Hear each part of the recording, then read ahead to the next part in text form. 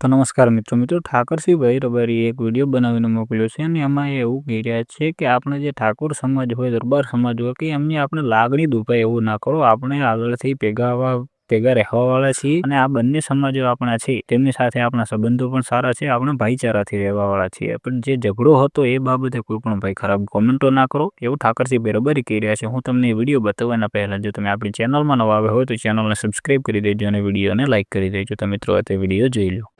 જય વાળીનાથ જય વડવાળા।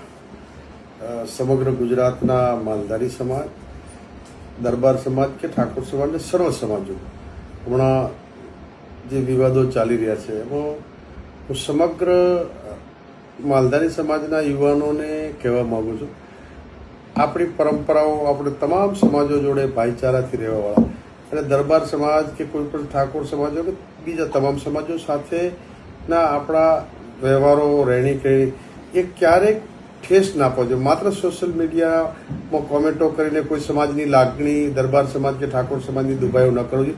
જે કોઈ વ્યક્તિગત કોઈના ઇસ્યુ હોય એના માટે સમગ્ર સમાજ કોઈ ખરાબ હોતો નથી, એટલે ક્યારેક કોઈ સમાજ વિશે કોઈ સમાજની લાગણી દુભાય એવું ના કરવું જોઈએ।